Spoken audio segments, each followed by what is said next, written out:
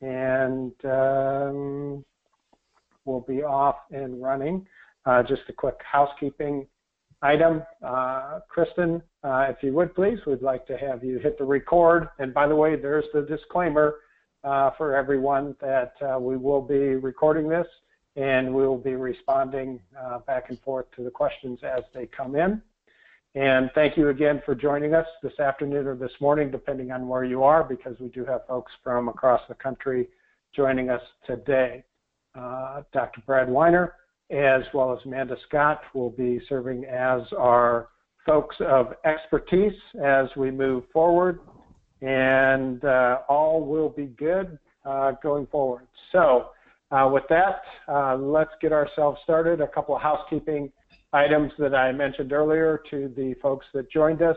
We'll be taking advantage of either the chat box, and with that, if you happen to be in the chat box asking questions, please take a look at the to and from. You can send those individual chats to folks or individuals, or you can send them to everyone who is on the attendance list. So be careful, if you will. And also throughout the course of the next 45 minutes to an hour, please take advantage of the questions box to send us questions as we go through.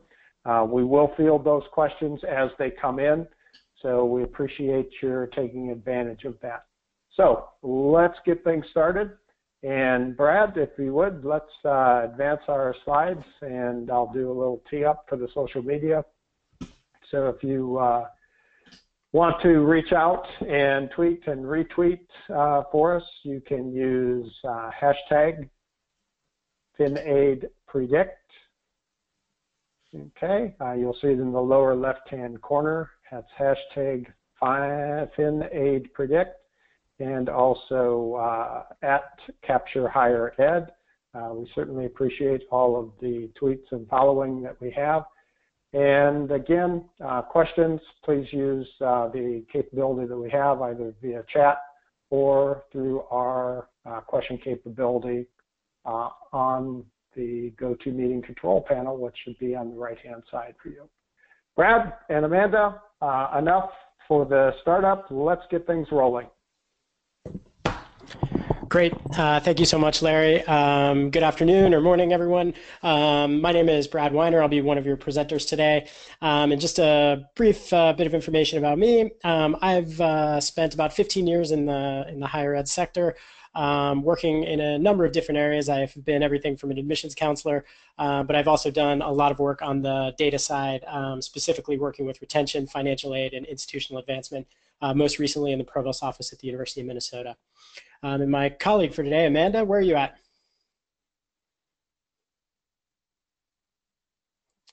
I'm on mute. Sorry about that. My name is Amanda Scott. I have worked in enrollment consulting for the last 6 years. I was a former director of financial aid at Mars Hill University as my last seated position on campus. Currently, I live in Cedar Falls, Iowa, though. And here at Capture Higher Ed, I lead the advisory services team, which is the consulting wing of our group here at Capture. So we'll just go ahead and get started right away. Today we're here to talk about financial aid and sort of the optimal allocation of resources. And for those of you in the enrollment management space, I know you work with this every day, but this certainly isn't a new problem. We have this really fascinating quote from Aristotle that goes way, way back. And Aristotle basically says, to give away money is an easy matter and in any person's power. It says man's, but in any person's power. But to decide to whom to give it and how large and when and for what purpose and how is neither in every man's power nor is it an easy matter. So this challenge that we all have, where we have limited resources, we want to allocate those out in an effective and an equitable and a reasonable way, is a challenge that goes way, way back. And now that we're in the 21st century, we have some really great technology and tools to help you do that. And that's what we'll be discussing today. So Amanda, I think as a former financial aid director, you have quite a bit of insight about what some of these challenges are with regard to predicting where your aid goes. So I'd be interested in hearing your thoughts. Sure. So when I worked in financial aid, one of the biggest things that the president would ask for me to do would be to project the amount of unfunded aid, funded and unfunded, that we have out for students. And I remember my boss at the time saying to me, Amanda, you realize that 1% of our unfunded aid budget is $100,000. And you can think $100,000 is a little bit of money, but we all know it's a lot of money as well. So I think the biggest thing is you send out all of these award letters. That's why it's called message in a bottle here, where they just go out into the wild beyond. And you really don't know which students are going to accept the award letters, which ones are going to decline the award letters. And so when you're asked, you know, how much aid are we going to end up with at the end of the year, sure, you can pull some percentages based on prior years, but we all know you don't really know how much is going to be accepted by the students, which affects what your projected discount rate is going to be, what your net tuition revenue is going to look like. And that would be the message in the bottle, is you're sending all of these award letters out and you don't know when and if any of them are going to come back. The next challenge that you have is that awarding can be inefficient. We all know what a matrices is. You can see that on the right side of your screen, where this is just a pretty simplistic type of matrices where you're working off a GPA and a SAT, ACT score and putting a student in a box. And you're saying that this student is worth $11,000 to the institution. And the problems that you come across with matrices is that you are putting a student in a box. You don't know how that student is going to behave. Would it take $1,000 more to get that student? Or are you over awarding that student? Would that student have come for $9,000 and here you are offering them $11,000? So you have an over-under award problem with matrices. Matrices don't account for the customization of likelihood of the student to apply or enroll based off of that awarding. And you don't know that each student will act the same. You can put a student into the $11,000 category and they may have different factors that are in their college decision. So awarding based off of matrices is kind of an old practice, but it definitely has its obstacles and its efficiency. Thanks, Amanda. That's an interesting point. I think for the data folks that are out there that are thinking about this, the matrix problem is limiting variability. You're putting people into too few bins when there are actually a lot of bins to go. So I'm going to talk a little bit about sort of how predictions work in the real world. There are folks out there I know who think about this all the time, and at its core, enrollment management is basically a prediction business. You're doing some marketing, but you're also really trying to understand what the effect of that marketing campaign is going to be. And as it turns out, enrollment managers are really adept at making predictions, and it just turns out that a lot of times they're using tools that are a little bit antiquated. And so at Capture, we always like to use the most state-of-the-art technology. So we use what's called machine learning. I think a lot of folks out there have started reading more and more about artificial intelligence or AI. Machine learning is sort of a more narrowly defined version of artificial intelligence, which basically allows for a computer to look at a lot of different data and algorithmically select the best pattern and the best fit for a particular data set. And you see this out in the world all the time. So right here is an example that I think everyone is probably familiar with. And this is an airline pricing chart where you can see if you leave on different days and at different times, your cost will be different. And this technology has been around for quite a while, where airlines are really good at figuring out exactly the right amount to charge for each and every individual seat. Now, I know that a lot of airlines are kind of the object of derision. People don't love flying, they don't love airlines, but you have to hand it to them for the fact that when you're on an airplane, if you ask the person next to you what they paid, it is highly unlikely, well, unless you're traveling on the same ticket. If it's a family member or something, you're probably paying the same amount. But if it's someone you don't know, it is highly unlikely that you're paying the exact same amount. And at Capture, we like to think of seats in an incoming college class in very much the same way, that each and every single one of them can have a specific price. Another type of prediction that you're going to see out in the world is with discount cards and with shopping programs. There's kind of a famous adage in the data science world. It's called the beer and diapers problem. And those of you who may have come to other podcasts that we've talked about machine learning may have heard us discuss this. But the beer and diapers problem is sort of an apocryphal story where a giant retailer, it's often told as being Walmart, but it can be any of your large retailers, looked at all of the relationships between all of the items that were in individual shopping baskets. So people go into the grocery store, they buy 10 items or 20 items or 2 items, and using machine learning, they were able to look at patterns that existed. And one of the patterns that they detected using this really large data set was that people often bought beer and diapers at the same time. And as the story goes, which again has never really been proven, so it's apocryphal, but as the story goes, realizing that this relationship existed, they hypothesized that what was happening was people were running out of diapers late at night, going into the grocery store, and while they were there thinking, you know, while I'm here, I may as well pick up some beer. And the store moved the diapers closer to the beer or the beer closer to the diapers, and large increases in revenue ensued. So those are the kinds of ways in which machine learning can help you make predictions and make use of your data, but also ways that you've probably seen out in the wild. Amanda, you buy beer and diapers in tandem, don't you? Or wine and diapers? Yeah. All of the above. I have 2 little ones now, so I agree with the beer and diapers. Got it. None for me, but I buy beer and potato chips a lot.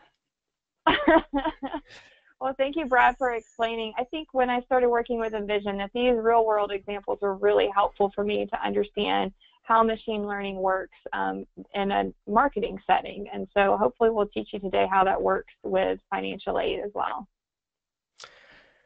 Terrific. So just really quickly, we've set up this slide that just talks about why machine learning works. And machine learning is just a method of data analysis. And the difference between the type of analyses that are often done on institutions and machine learning is that machine learning uses an algorithm. We just put the data in. The data has to come in a very specific format, and we do all the cleaning, and you have to make sure that it's ready for a machine learning model. But then from that point on, you sort of let the computer decide. And by allowing an algorithm to pick the best fit for your data, you're going to end up with considerably more accurate outcomes. And so we always like to say better algorithms, more data equals better predictions. And when you make better predictions, you can do a lot more with that in terms of both understanding what your overall spend is going to be, as well as leveraging financial aid at the individual level, which we'll show you in just a moment. So the way that we actually think about this, earlier Amanda discussed this sort of matrix problem where, let's say you have 16 buckets in your matrix, and those go by SAT or ACT score and GPA. You're only able to come up with 16 different flavors, as it were, of ways to award aid. And the way that we think about this is we think about it as an entire continuum where there aren't just 16 buckets, but where every single student has his or her own bucket that they can live in. And so to give you a sense, I mean, this will make intuitive sense to anybody who's thought about financial aid or anybody who's ever bought anything really. But basically what you're going to find is that in your admitted student pool, there are going to be students who are absolutely coming to your campus. You know this to be almost a fact. They are 99% there. Their parents went there. They have season tickets to everything. They love the school. Their sister is on campus, and you are pretty darn confident. They visited campus 5 times, and you're pretty confident that they are going to show up. The flip side of that is there are people who might be in a reach recruitment region. They have no alumni connections. They've never visited the school before, and they seem like they are extraordinarily unlikely to come. And so at the top end of that scale that you're looking at, so in the upper right, for those students who are absolutely likely to show up, it probably doesn't matter how much aid you give them, they're coming anyway. At the bottom end of the scale, in the lower left-hand corner, as unfortunate as it probably is, there is no amount of money that, well, that's probably not true, but there is probably not a useful or budget-sensitive amount of money that you can spend in order to get that student on your campus. But in the middle, of course, there are going to be students that can be swayed. And by adding aid to some students, you can move them up in the enrollment likelihood. And there are also students that might be a little bit over-awarded, where you can actually take money away from them without diminishing too substantially their likelihood to enroll. And that is exactly how we have sort of designed our technology and designed our thinking around financial aid awarding. So we're going to go in and talk about 6 ways that machine learning can improve financial aid forecasting. And then what we're going to do is, while we're at it, we're going to show you the tool that we use. It's called Envision, and the way that we tend to think about how these problems can be solved. So Amanda? Sure. So first of all, what we're going to go 2 at a time. The first 2 is the ability to see the individual level predictions and the group level predictions. The individual level is seeing who's most likely to enroll and who is not going to enroll, as well as seeing how their financial aid could be increased or decreased to impact their likelihood to enroll. The group level prediction allows you to see the budget before the offers go out the door. So depending on how you do your admissions or how you do your financial aid, you could load in a group of individuals and see what both the enrollment outcome and the financial aid outcomes will look like before either sending the admissions letters for acceptance out the door, or you could do it before the financial aid offer goes out the door. So it depends on how aggressive a school would want to be with it, but you're able to do more of the predictive analysis on the group level so that you can see less of that message in the bottle going out, so that you know on the whole what the dollars look like before they're promised out to the students. So this right here that Brad's going to talk us through is Envoy. It's our enrollment optimization tool that the individual at the institution actually has access to go into and manipulate yourself. So I'll turn it over to Brad to show you these individual and group level options. So as Amanda said, at the individual level, there are going to be students at, so I'm going to refresh this so we can boot up again.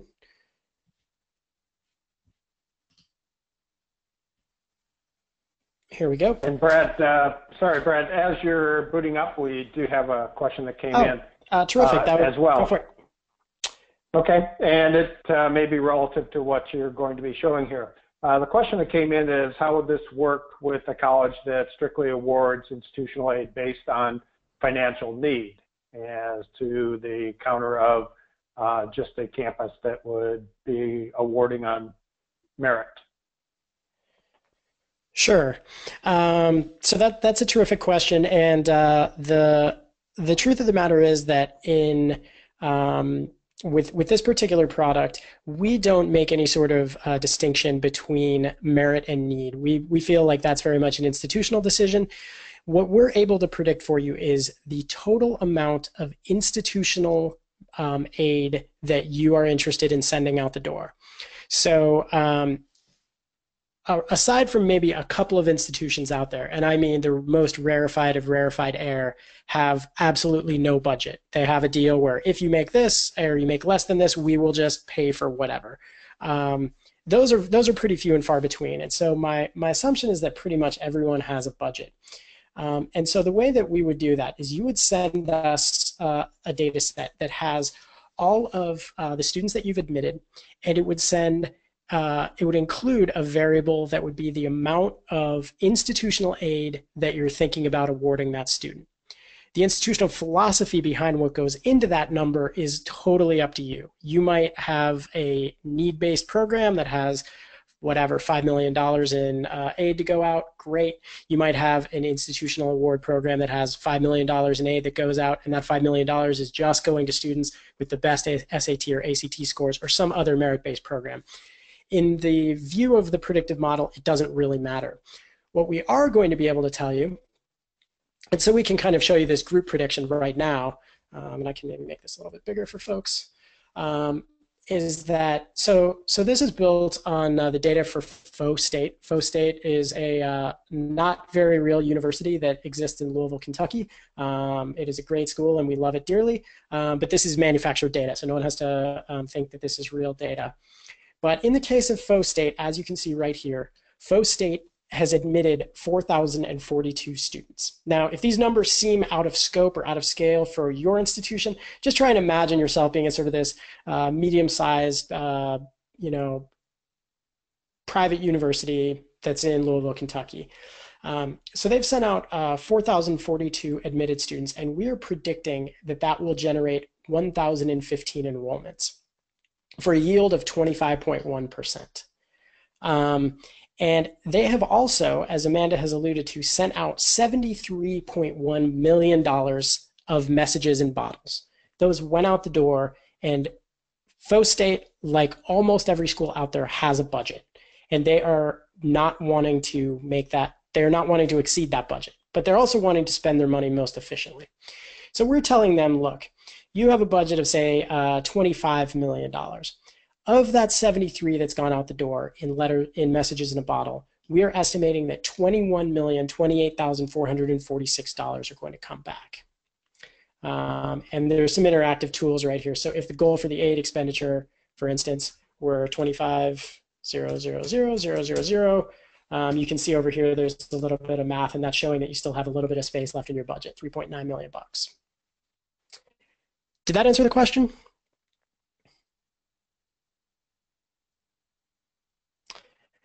I will let you know momentarily. Excellent. If not, please send a follow-up, and we'd be happy to address that.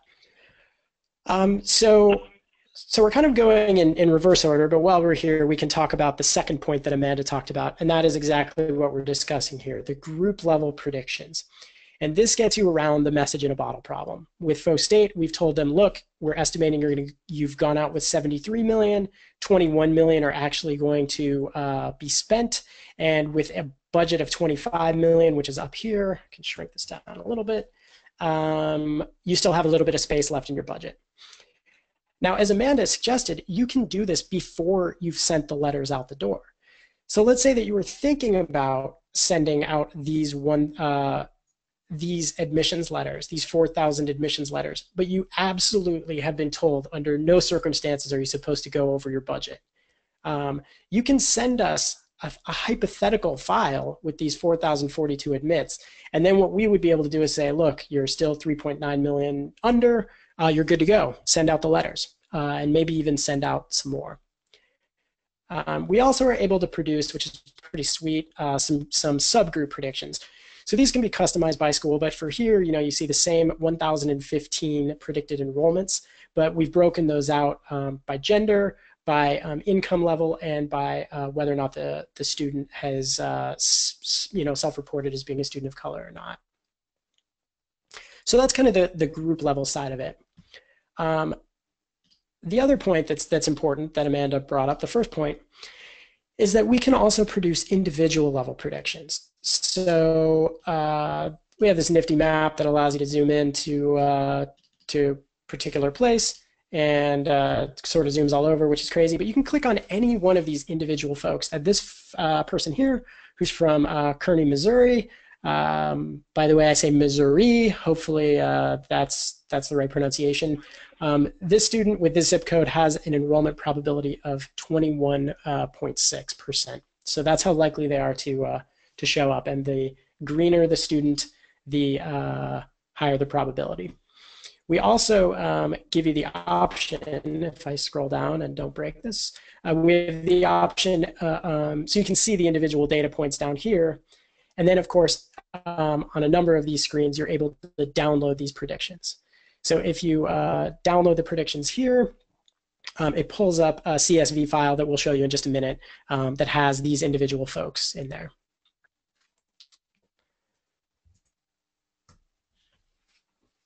So, Amanda, do you have anything to add to that? No, I think that definitely explains it. We can definitely answer any questions about either of those here in the future. If anybody has a question, you can put it in the chat box. But until then, we can also talk about the third point, which is aid leveraging, the ability to adjust offers and optimize up and down with your awarding. So that's the thing that's really cool about using Envision financial aid, is that you can see if you add financial aid or decrease financial aid awarding to a student, how it affects their probability to enroll. So that's on the individual level, but on the group level, you can also see, like, I'll give you an example. When I was at Mars Hill University College at the time, we had a group called the Madison, Mitchell, Yancey counties, which were the surrounding counties. And back in the 70s, they did a group where each of the students who came from any of those three counties had their tuition paid in full. And so there were rumblings when I was director of wanting to restart the MMY, as it was called, program, and see if that would help lift admissions.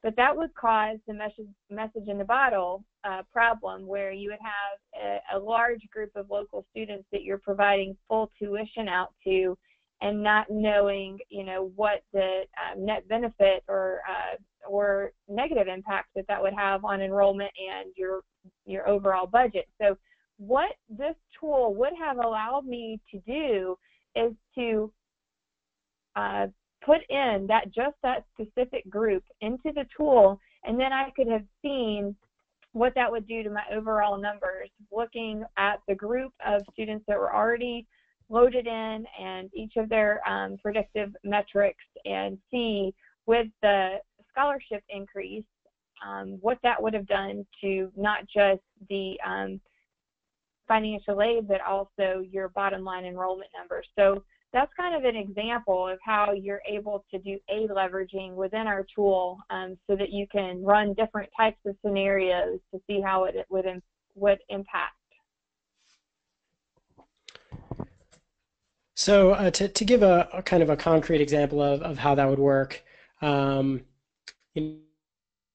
we've built some of these buttons and dials into here. So again, you have access to this dashboard and the opportunity to play around with it. But what you're looking at here is this table, and I'll shrink this down a little bit so we can see a little bit more. That probably looks familiar to you, where in this column that says start, these are all of the data points that we showed you earlier. The only addition is that we're able to, based on your tuition and fee structure, we're able to predict total net tuition revenue. But the 4,042, the 1,015 enrollments, the yield rate, the messages in a bottle, the money that's coming back, all of that should be about the same. But let's say that you had some extra money that you were interested in spending, and you wanted to think like an airline. You wanted to allocate that money in the most efficient way. So let's just say that you wanted to bump up awards by $2,000 each for 100 students. Now, this will automatically calculate that out based on the data that's in there. And again, this is your institutional data. But what we found at Faux State is we found that, so what we have is the updated amount here and then the difference over here. So what we found at Faux State is that we added 100 offers of $2,000 each for a total of $200,000. We didn't decrease anybody, at least not yet. And what this ended up doing was there were students who were right about to be predicted enrollments, but this pushed 2.8 students into that category. So we ended up with almost 3 extra enrollments for this $200,000. But of course, as a financial officer, and of course, by adding 2.8 on the same number of admits, you've increased your yield a tiny amount, 0.07. But as a financial aid officer or someone who thinks about a budget, you're going to look at this and maybe wonder if this is a worthwhile investment. So $200,000 went out the door. We're estimating that of those $200,000, $160,000 is actually going to get spent. And that's going to take a hit to your predicted net tuition revenue to the tune of almost $56,000, which causes, obviously, your discount rate to go up by 0.27%.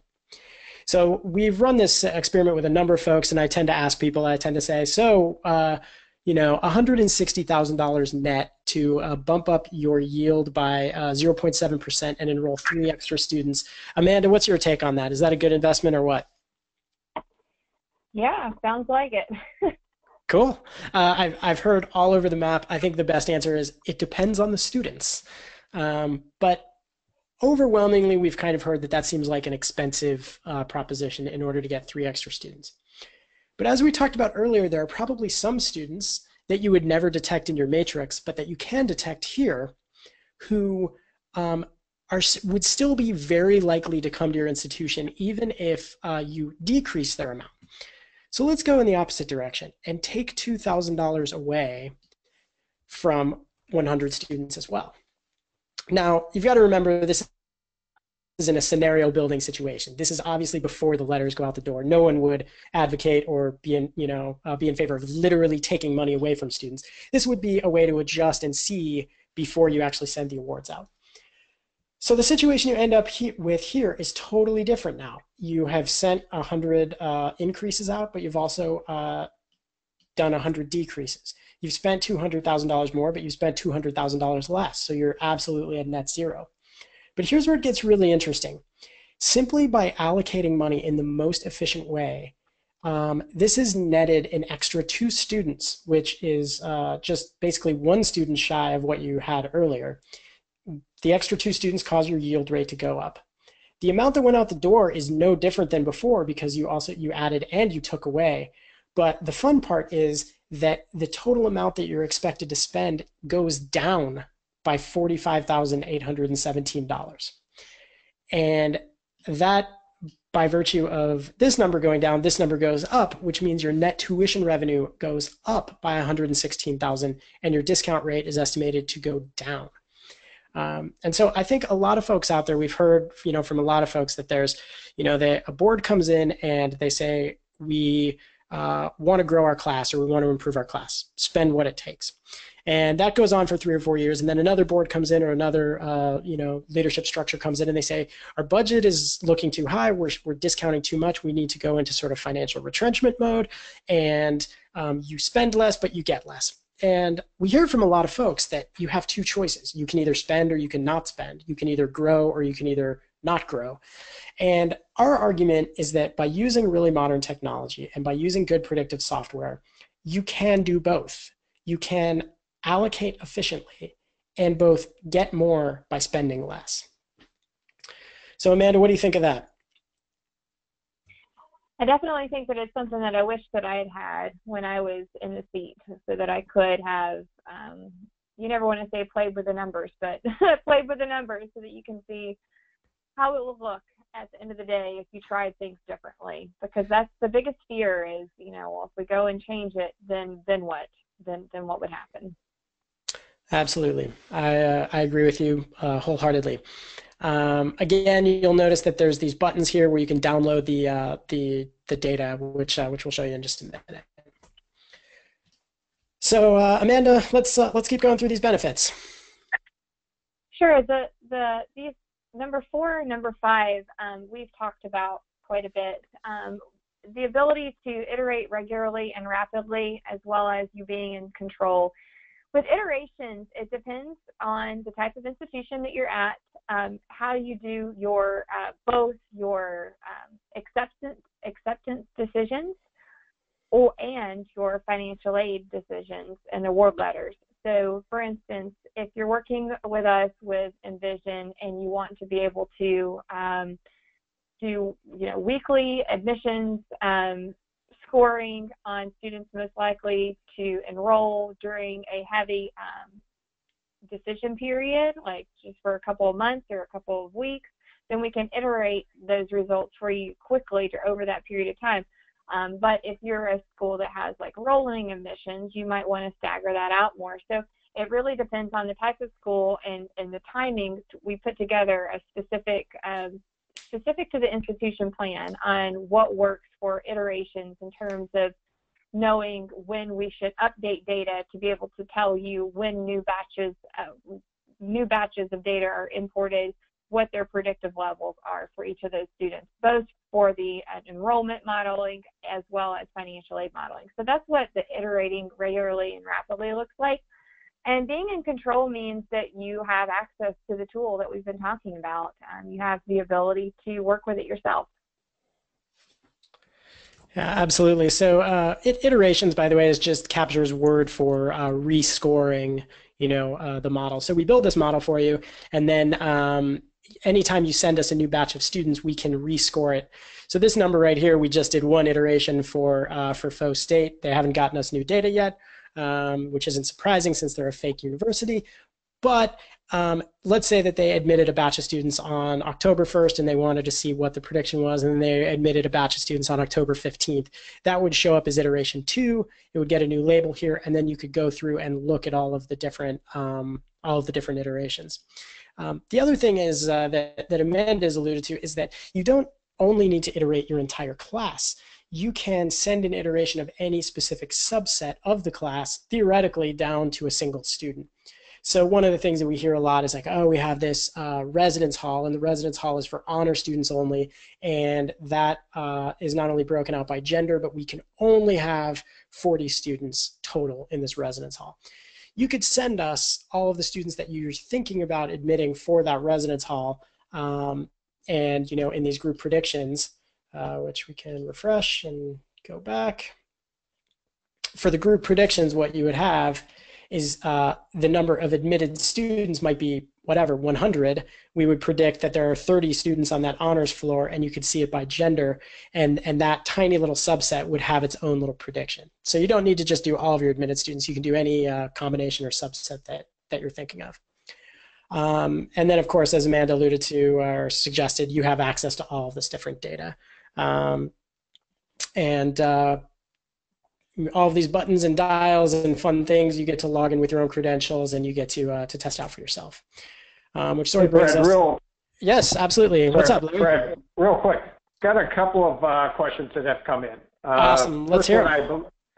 First one I believe we'll cover shortly when we take in a conversation towards what kind of information, what kind of data, how extensive is it do we need to build the model and be able to predict out going forward. I'll save that one for you. The second one is, how does a campus, a partner, know that this is going to be accurate, if you will, the outcomes and the adjustments that we're making? Kind of a loaded question there. A little bit for me, as my interpretation is, great, the machine told us so. We've all kind of been in the seat where we like to touch and feel things and want to know that they're going to be accurate and as we go forward. So can you speak a little bit more to accuracy and any outcomes that we have? Absolutely. So we are very transparent about the accuracy and about the way that the model is built.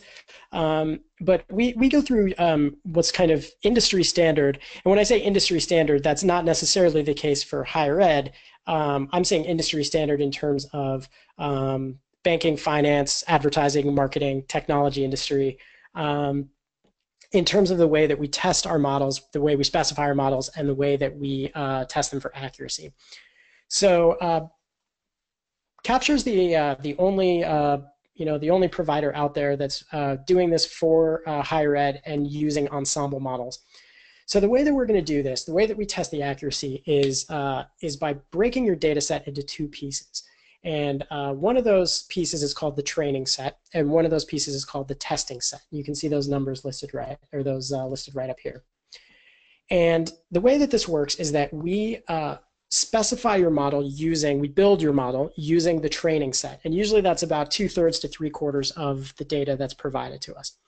And that allows us to build the model, to try different scenarios, to see what the absolute best fit is for your data, to be in consultation with you to make sure that we're not including variables that shouldn't be included, etc.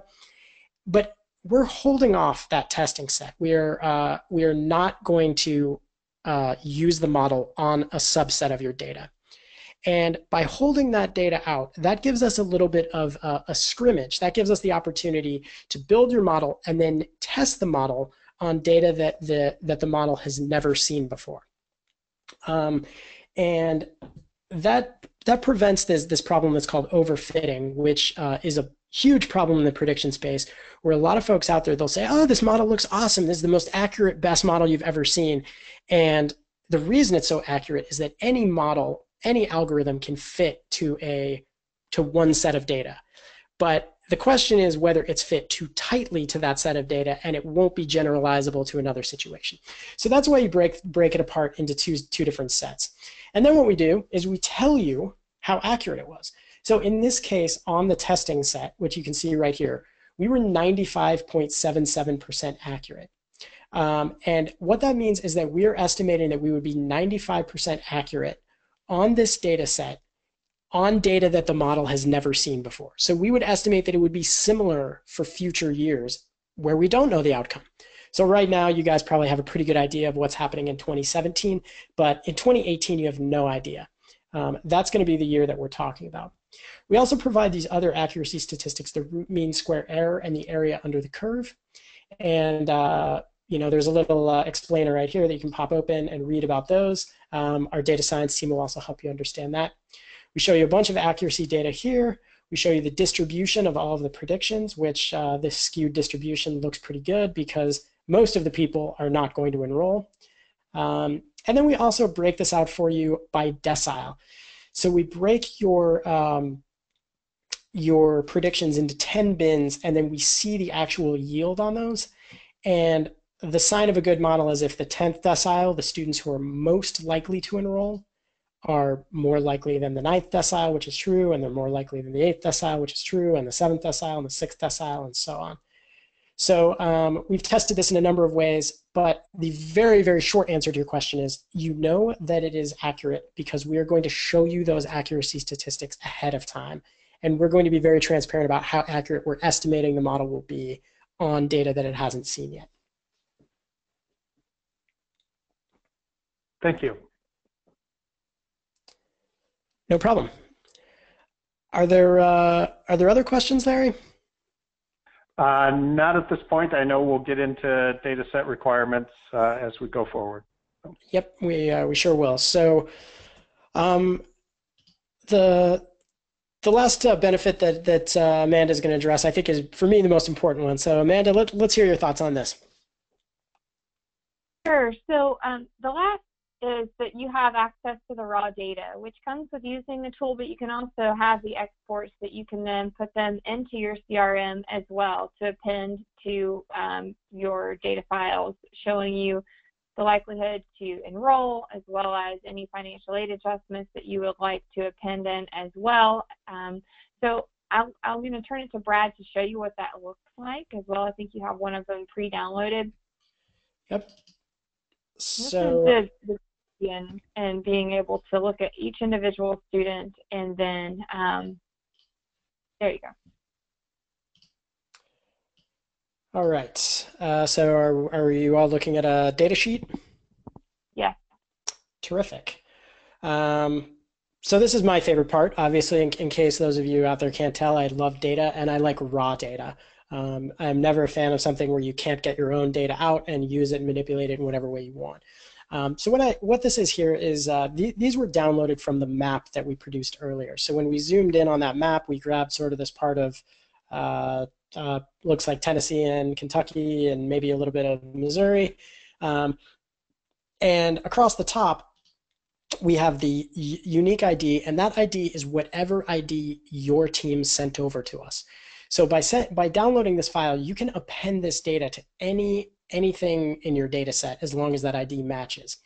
It provides some mapping opportunities. It also provides the likelihood of enrollment, which is sorted in descending order. So you'll see that this student at the top is highly, highly likely to enroll. And then at the bottom, they get less so. And then, of course, this is the cost of attendance that was sent over, and the total aid that this is sort of the message in a bottle. This is the the amount that you indicated you were interested in sending to that student. And then later on, when we actually know the outcome, we can plug this in as well. But I also put together a data file. I downloaded this for the adjustments. And what this shows you is on that screen where I added money and took some money away, again, this is a unique ID that is for your institution. Column C right here is the total amount of aid that a student, or that was the message in a bottle, as it were, that you were going to or thinking about awarding that student. Then what we did is for 100 of these students, we added $2,000. So this student went from $17,375 to $19,375. Again, as a reminder, these costs might seem dramatically inflated or really low based on your institution, but this is for faux state. And this student, after they had that $2,000 adjustment, they were 0.54% likely to enroll, 547 to be exact. If we scroll down, probably to about the 101st case, which is right here, you'll see that this student was a student for whom we took money away. So it went from $36,885 to $34,885. And even after the $2,000 decrease, this is a student that was still 95% likely to enroll. So this is what the individual data looks like. And for all of the power of the tool, if you can't get your data out, it's not useful. And so we're really happy that that's something that you're able to do.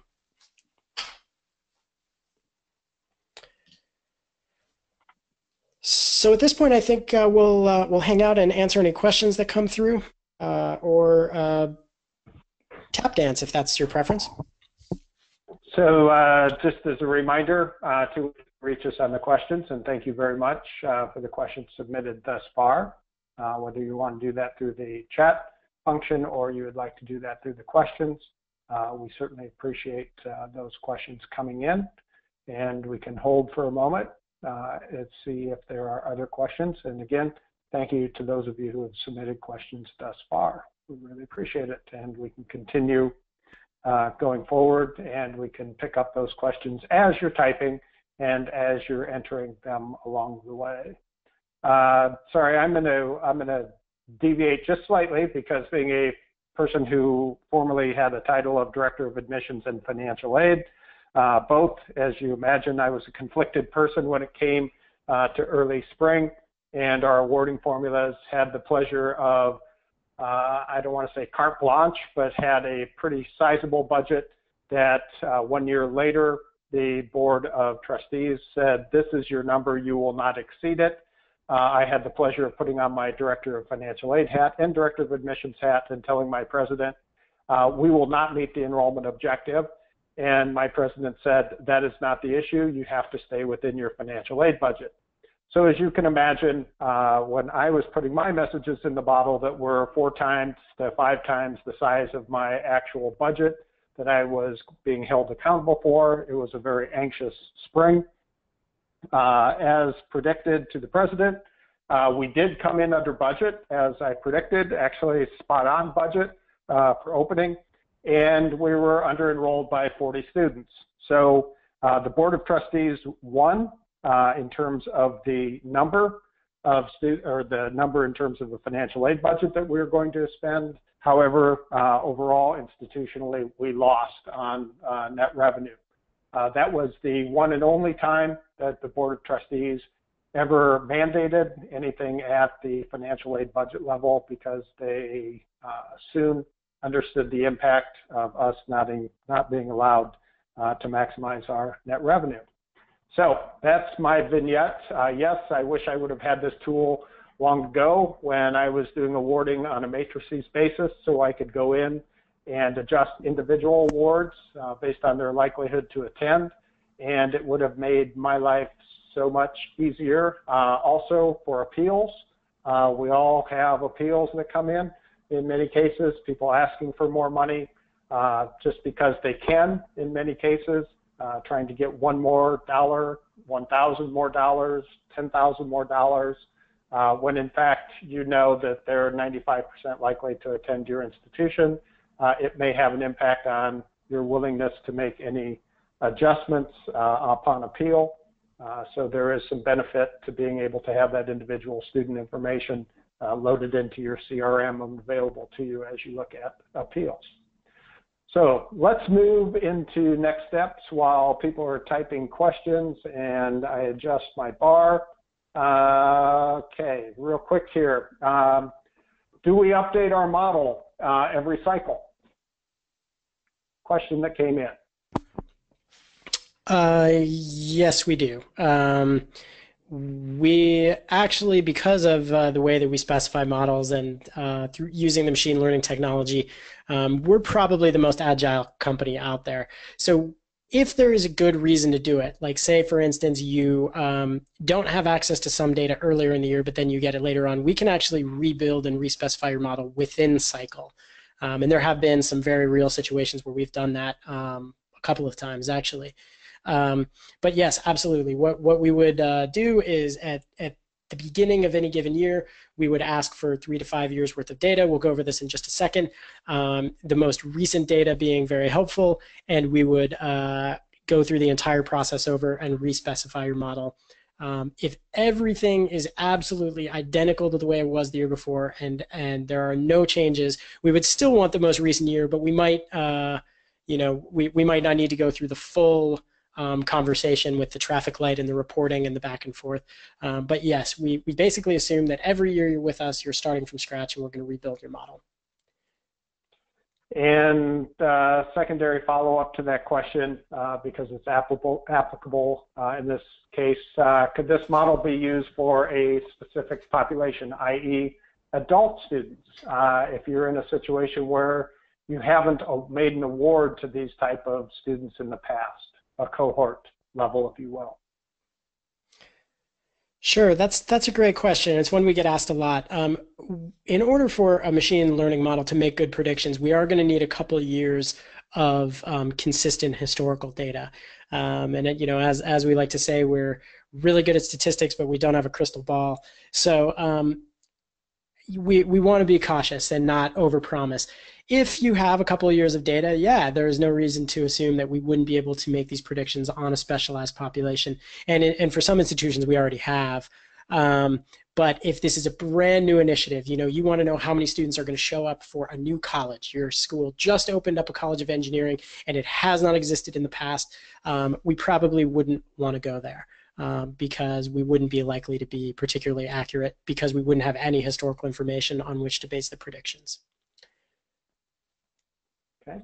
A couple more follow-ups on the question side of it real quick. How extensive will you be getting into the data set that is needed to build and run the model? I'll hold on that one for you for a moment. The second question, part of the question was, is the model set it and forget it? Actually, I think we've answered that it is not a set it and forget it, that you can manipulate within cycle. If there are changes that are being seen, we have the ability to do that. And how frequently do we update it? And I think you may have answered that, but I'll give you a chance to reset on all of those, set it and forget it.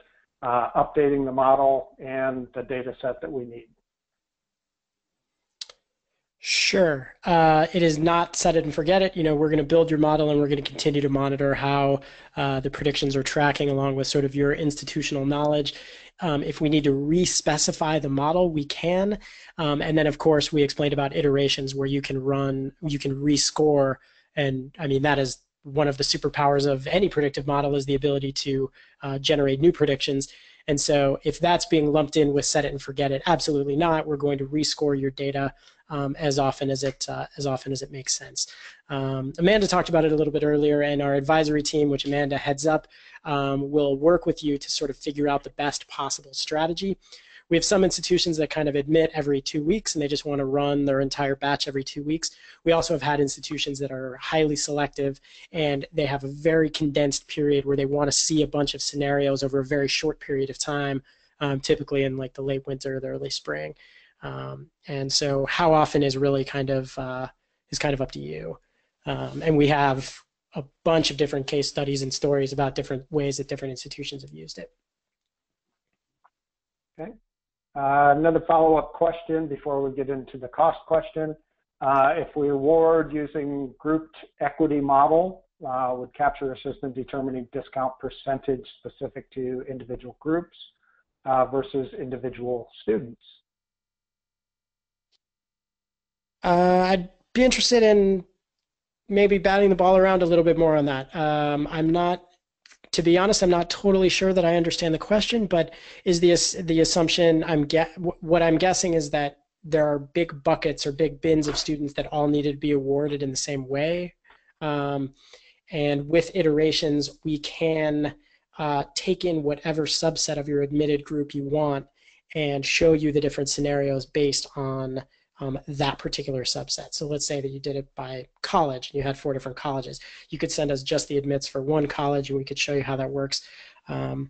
But my email and contact information are available. We can share all that with you. So if I didn't answer that question particularly clearly, I would be more than happy to follow up and have an understanding of what the question is. Larry, Amanda, are you familiar with that? I think that you've described it correctly, and that would be similar to the 3-county example that I gave, and the ability to dog-ear a student as falling into a certain group and being able to manipulate their aid as a member of that group. That's my understanding. But yes, please let Brad or I know if you have any follow-up questions on that. We can talk through it. I think my interpretation falls right along those lines. You have a cohort of people who meet particular criteria. You're concerned about what's the discount percentages needs to be applied across all members of that group, as opposed to the individual themselves. So you could send an iteration into us, a file that contained that cohort of group, or that cohort, and we could then help you manipulate what makes the greatest sense, if you will, with projected enrollment coming out of that. All right, back to that data question, Brad. Is it 6 fields, 100 fields, 150,000? How much data do we need? And then we'll come back to the other slide. Sure. So we always like to say the more data that you send us, the better. But we do have kind of a minimum set of requirements, which is about 10 or 11 fields. We need an ID number. We need whether or not the student actually yielded. We need tuition, total tuition and fees, total aid awarded, etc. And then a couple of demographic variables, city, state, zip, and a few other items as a bare minimum. And then what we do is we have some proprietary data sets that we append onto that, which is about 10,000 extra variables. And we can make the predictions from there. So there's sort of a bare minimum that's necessary, but we always like to say the more information we have, the better, with one gigantic caveat, and that is as long as the data are consistent over time. So if you have campus visit data for 3 to 5 years, we love that. If you have, what academic college the students major, what high school they went to, what type of high school, whether or not their parents came, if they're an athlete, if they are an athlete, what sport they're playing, sort of your standard admissions data set in a flat file can do the trick. And we will take that, add a bunch of variables, and build the model based on that. But it's not super onerous. I think most admission shops have been able to provide us with a data set. So I wouldn't worry that we wouldn't be able to make good predictions for you. Okay. I'll let you continue with this slide, and then we'll come back to Sure. pricing aspect. So. Sure. Yeah, one of the services that we provide with Envision is what number 2 is. That's called the traffic light report. So after you send data to us, we're going to go through a cleaning process, and we're going to present you with a report that shows you how ready your data is for machine learning modeling. And this gives you sort of a red, yellow, green on a number of different measures. It basically says, it shows you if there are anything that's anomalous. It checks the counts against iPads. So we obviously want to make sure that we're counting the right number, that it's the right number of admits, and we'll go back and forth with your data team to make sure that that's correct before building your model. And then once we've agreed that all the numbers are right and everything looks good, then we build your model, which is step 3. And step 3 is when we can show you the accuracy results and accuracy statistics. Terrific. So let's go back up a slide. and let's get into interested in seeing more, the next steps that we can take. And I'm going to get at the cost question here in a moment. What do we do next? So in the case of what we would like to have you do is we'd certainly love to have you do a one-on-one where we can get into your deep campus initiatives, what you want to accomplish with us. And if you set that with us, and Brad, we've lost the slide. If you set that with us prior to August 1st, get that on the books with us so that we can have that consultation with you and give you a one-to-one audio version, if you will, where we can actually dig into your needs and show you a little deeper how those needs would be addressed with Envision Financial Aid. The other side relative to pricing, and thank you for all of you who are on this call, because that takes 25% off the top. As a result of this, if you choose to go with us by August 15th, if you do the math on that 25%, that's $40,000 for our base price, our price, shouldn't say base price, our price for our Envision Financial Aid modeling capabilities. If you lock in with us by the 15th of next month, we'll take $12,500 off of that price for you. So some timeliness here. We have folks that are ready to set those meetings with you to talk with you one-on-one with Envision Financial Aid and any of other prediction services that we provide. And also, if you come on board with us, we certainly have a discount for you as well. So with that, I'll allow things to move forward. The question queue is empty at this point in time. And relative to contact information follow-up, of course, we will be sending you out a recording of this webinar so that you can have it. So if you're getting sleepless nights, it'll allow you to go ahead and listen to us again. But more importantly, serve as a resource for you and for others on your campus as you move through. And certainly Brad is available. Brad Weiner at Capture Higher Ed. Amanda is available at Capture Higher Ed as well. A. Scott and B. Weiner. So we look forward to visiting with you. We want to express thank yous. And Brad and Amanda, I'll let you express your thank yous and we'll move forward. Thank you guys for joining us today, and please do reach out to us personally if you have any questions at all. Absolutely. Thank you again. Yeah, and just real quick, a point of clarification on the pricing. Sorry, and thank you very much from the outside to bring that up. Our list price for our Envision Financial Aid is $40,000, okay? And if you are so you have been part of the webinar and you take action by the 15th, that will take $12,500 off of that price, taking us down to, I believe, $2,750 if I did it correctly. So, is that right? No, that's not right. It's $50,000. Bad math, Larry. Bad math. It's $50,000 is our price for Envision Financial Aid. I am so sorry. Is our price for financial aid, $12,500 off of that. So your signing price would be $37,500 since you've been part of the webinar and you take action by August 15th. Okay. So I apologize on that pricing discrepancy that I sent your way. All right. Anything else as we wrap up on the questions?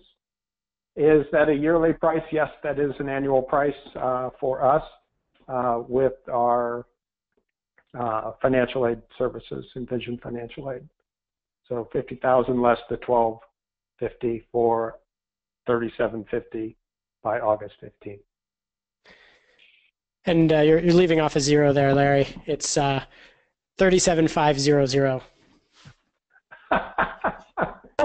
Sorry, I've been looking at too many other reports. $37,500. Thank you, Brad. That's why we have data scientists around. So. Yes, absolutely. Very good. Yeah. Thank you all again for attending. And if you have any questions, please be in touch. Thank you all. We appreciate your time. Bye-bye.